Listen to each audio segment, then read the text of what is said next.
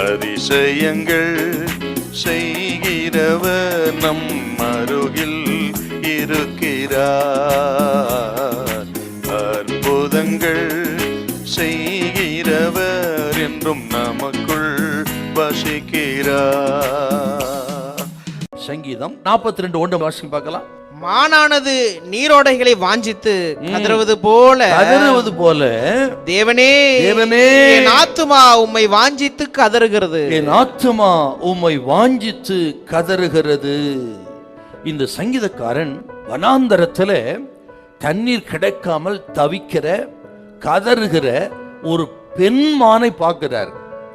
அது கதறுவதை பார்த்து தன்னுடைய ஆவிக்குரிய நிலைமை அப்படித்தான் இருக்கிறது என்று கதறுகிறார்.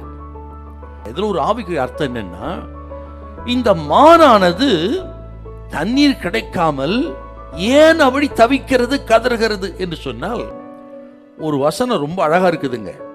யோவேல் 1:20. ஏன் அந்த மானானது கதறுகிறதா, விலங்குகள் கதறுகிறது என்றால், அக்கினியானது அந்த விளை நிலங்கள் பசுமை எல்லாவற்றையும் பட்சித்து வனாந்தரமாக்கி விட்டது.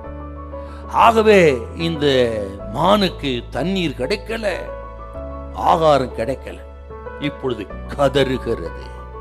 இதை பார்த்துதான் அந்த பக்தன் தன் நிலைமை அங்கே இருப்பதை பார்க்கிறார். ஆகவே தான் சொல்றார், மானானது நீரோடுகளை வாஞ்சித்து கதறுவது போல் என் ஆத்துமா தேவனே உம்மேல் வாஞ்சையாய் கதறுகிறது.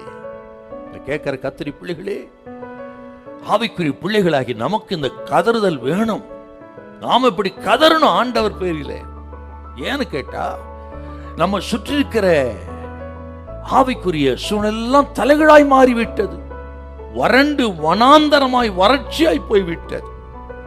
எப்படி சூழ்நிலை இருக்கு பாத்தீங்களா? சூழ்நிலை தேவ பிள்ளைகளுக்கு தலைகளாய் மாறி இருக்கிறது. இன்னைக்கு வயல் நிலங்களை அக்னி பட்சித்தது போல ஆவிக்குரிய காரியங்களை சூழ்நிலையை இன்றைக்கு உலகம், உலக சிநேகம், உலக ஆசை, உலக நாகரிகம், உலக விஞ்ஞானம் ஆவிக்குரிய தன்மைகளை பட்சித்து போட்டிருக்கிறது. இந்த சூழ்நிலையில் ஆவிக்குரிய மக்களுக்கு இந்த கதல் சத்தம் வேணும். தேவன் பேரிலே, பரிசுத்தத்தின் பேரிலே, ஐக்கியத்தின் பேரிலே, ஜெபத்தின் பேரிலே ஆண்டவர் மேலே ஒரு வாஞ்ச வரணும். இன்னைக்கு ஆவிக்குரிய டிஸ்கஷனே கிடையாது.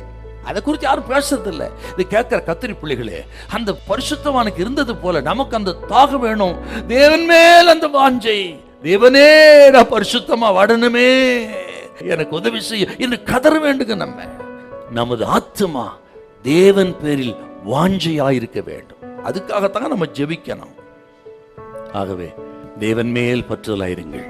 தேவ ஐக்கியத்தில், தேவ பிரசன்னத்தில், பரிசுத்தத்தில் வாஞ்சியாயிருக்கும்படி தேவன் நம்மை அழைக்கிறார். ஹல்லேலூயா, ஹல்லேலூயா.